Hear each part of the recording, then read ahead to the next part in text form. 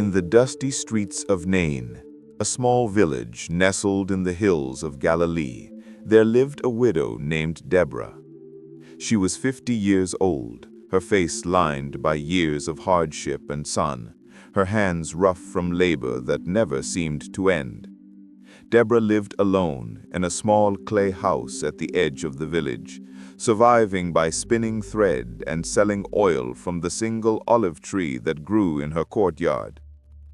Her husband, Simeon, had been a carpenter, a good man, who had died 10 years earlier when a beam fell during the construction of a synagogue in a neighboring town. Their only son, Nathan, had followed in his father's trade, but 2 years ago he too had died, struck down by illness that swept through Nain like a plague, claiming the young and the old alike. Deborah had buried them both in the rocky earth outside the village, and with them she had buried her hope. The villagers pitied her, bringing her scraps of food when they remembered, but mostly they forgot her, as people forget things that remind them of their own mortality. Deborah did not blame them. She understood that grief made people uncomfortable, that her presence was a shadow at their celebrations, a reminder that joy could be stolen in a heartbeat. So she kept to herself, rising before dawn to tend her olive tree, spinning thread in the afternoon, and lighting her small clay lamp each evening as darkness fell. The lamp was all she had left of Nathan. He had made it for her in his final days, his fevered hands shaping the clay with the last of his strength. It was simple, unadorned, but to Deborah it was sacred. Each night she would pour a few drops of her precious olive oil into the lamp, strike a flame, and watch the light flicker in the darkness. It was her ritual, her prayer, her way of keeping Nathan's memory alive. As long as the lamp burned, she felt he was still with her, still watching over her from whatever place the dead went. It was the spring of 30 AD, and rumors of a teacher from Nazareth had begun to spread through the villages of Galilee like wildfire. They said his name was Jesus, and that he performed miracles, healing the sick, casting out demons, even raising the dead. Deborah heard the stories at the village well, where women gathered to draw water and gossip. She listened, but said nothing. What did miracles matter to her? Her husband and son were gone, and no miracle could bring them back. If this Jesus was truly a man of God, why had he not prevented their deaths? Why had he not spared them? The questions gnawed at her, but she pushed them down, focusing instead on her work, her lamp, her small rituals that kept the darkness at bay. One afternoon, as Deborah sat in her courtyard spinning thread, her neighbor, a woman named Leah, came to her gate. Leah was younger, with 3 children and a husband who worked the fields. She had always been kind to Deborah, bringing her bread or a handful of dates when she could spare them. Today, her face was flushed with excitement. "Deborah, have you heard? The teacher is coming to Nain. They say he will pass through tomorrow on his way to Capernaum." Deborah did not look up from her spindle. "Let him come. It is nothing to me." Leah frowned. "You should go see him. They say his words bring comfort, that he speaks of a kingdom where the broken are made whole." Deborah's hands stilled. "The broken are made whole," she repeated, her voice bitter. "Tell me, Leah, can he bring back the dead?" Leah hesitated. "Some say he can. There was a man in Capernaum. His daughter was dying, and Jesus healed her. And in Bethesda, they say he healed a man who had been lame for 38 years. Deborah shook her head. "Stories. Just stories." Leah lingered at the gate, her expression troubled. "Please, Deborah, just come and listen. What harm can it do?" After Leah left, Deborah sat alone in the courtyard, the spindle forgotten in her lap. What harm, indeed, she thought, of the lamp, of the oil that grew scarcer with each passing week, of the olive tree, its branches heavy with fruit that she could not harvest alone, of the long nights when the darkness pressed in and the lamp's small flame seemed too fragile to hold it back. What if this Jesus could bring comfort, as Leah had said? What if his words could ease the ache that had settled in her chest like a stone? She told herself she would not go, that it was foolish to hope. But as the sun set and she lit her lamp, she found herself whispering a prayer, not to God, for she was not sure she believed in him anymore, but to Nathan, to Simeon, to the memory of better days. If you are there, if you can hear me, give me a sign. Show me that I am not alone. The next morning, Deborah woke to the sound of voices in the street. The village was buzzing with anticipation, and by midday, a crowd had gathered near the gate where the road from Nazareth entered Nain. Deborah stayed in her house, telling herself she had work to do, but her hands trembled as she tried to spin, and the thread kept breaking. Finally, as the sun climbed higher, she wrapped her shawl around her shoulders and stepped outside. The street was packed with people, and Deborah had to push her way through to see what was happening. At the center of the crowd was a man, Jesus, she assumed, flanked by a group of disciples. He was not what she expected. She had imagined someone regal, commanding, but he was ordinary, dressed in a simple tunic, his face kind but unremarkable. He was speaking to an old man who had fallen to his knees, weeping. Deborah could not hear the words, but she saw Jesus place a hand on the man's head, saw the way the crowd gasped and murmured. Then, as if sensing her gaze, Jesus looked up. His eyes found hers across the crowd, and for a moment, Deborah felt as though the world had stopped. His gaze was not harsh or judgmental, but gentle, as if he saw not just her face, but her soul, her grief, her loneliness. She wanted to look away, but she could not. Hey, if you're feeling what Deborah's feeling right now, that sense of being seen for the first time in years, hit that like button and let me know you're with me. And drop a comment telling me, have you ever felt truly seen by someone? I read every single comment, and I want to hear your story. Let's keep going. The moment passed, and Jesus turned his attention to another person in the crowd. Deborah stepped back, her heart pounding. She did not know what had just happened, but something inside her had shifted, a crack in the wall she had built around her heart. She lingered at the edge of the crowd, listening as Jesus taught. He spoke of a kingdom where the last would be first, where the mourning would be comforted, where God cared for the sparrows and the lilies, and so much more for his children.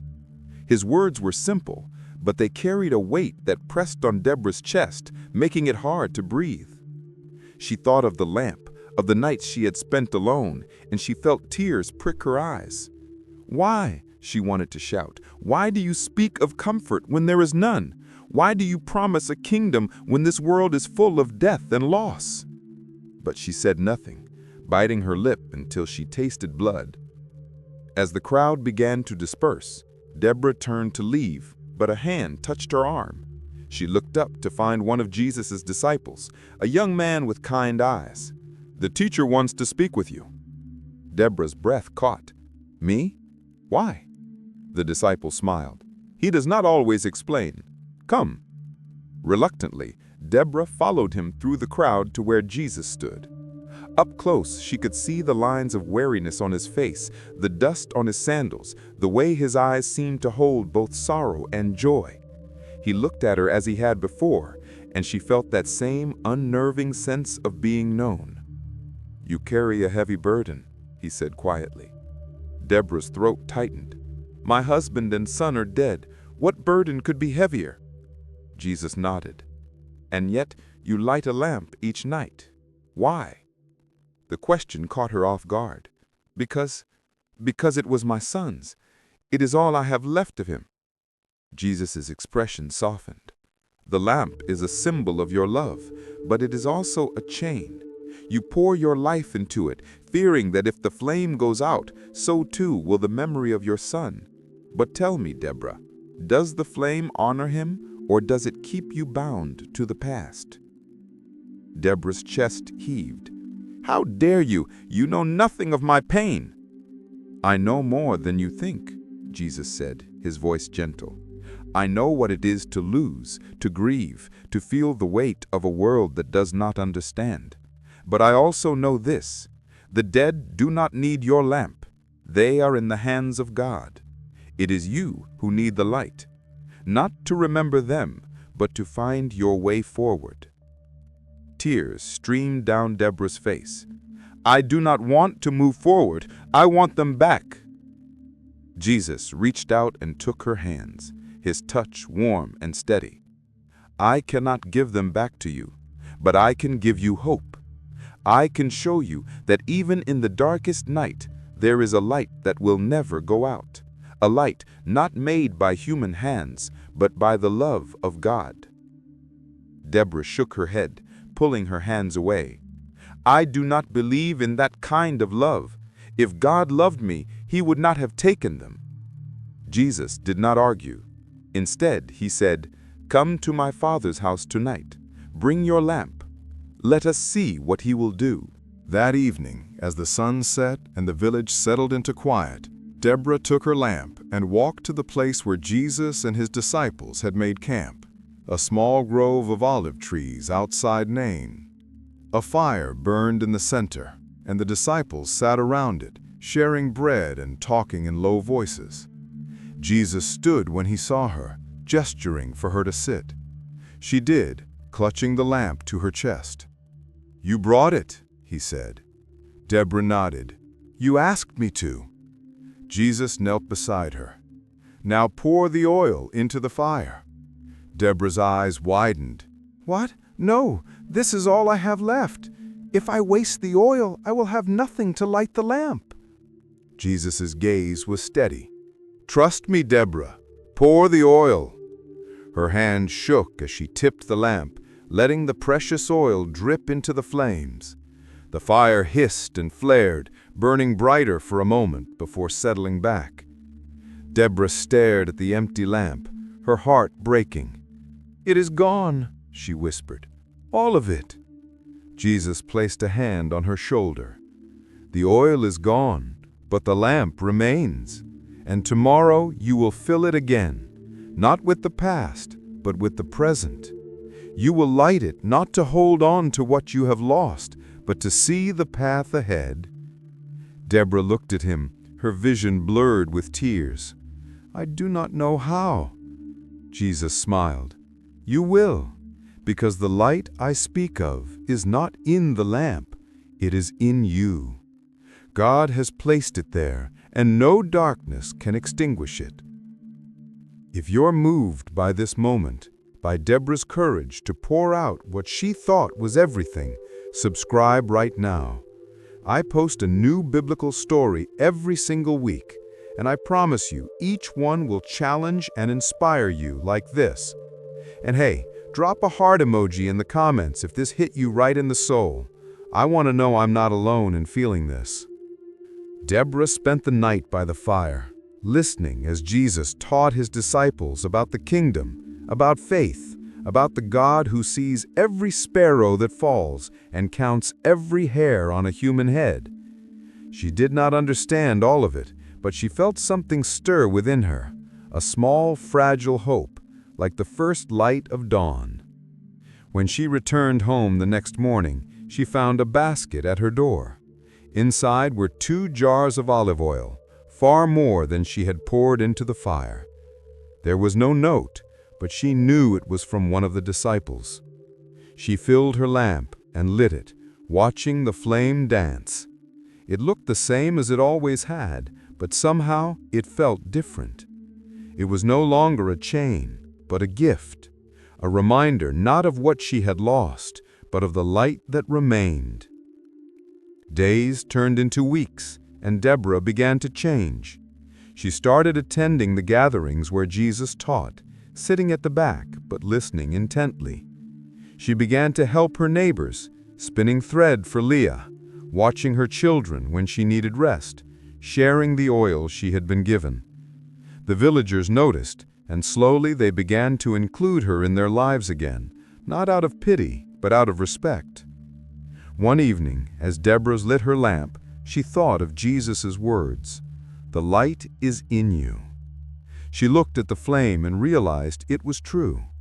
The lamp was just clay and oil, but the light, the hope, the love, the will to go on, that came from within. It came from God, who had not abandoned her, even when she had abandoned him. Months later, news reached Nain that Jesus had been arrested in Jerusalem, tried and crucified. Deborah heard the story and felt her old grief surge back, threatening to drown her. She had begun to believe, to hope, and now he was gone. She sat in her courtyard, the lamp unlit, her hands covering her face.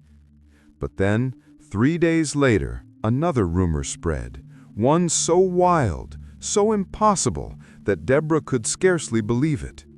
They said Jesus had risen from the dead, that he had appeared to his disciples, that death itself could not hold him. Deborah did not know if it was true, but as she lit her lamp that night, she felt a certainty she could not explain. If Jesus could rise, if death was not the end, then perhaps Simeon and Nathan were not truly gone.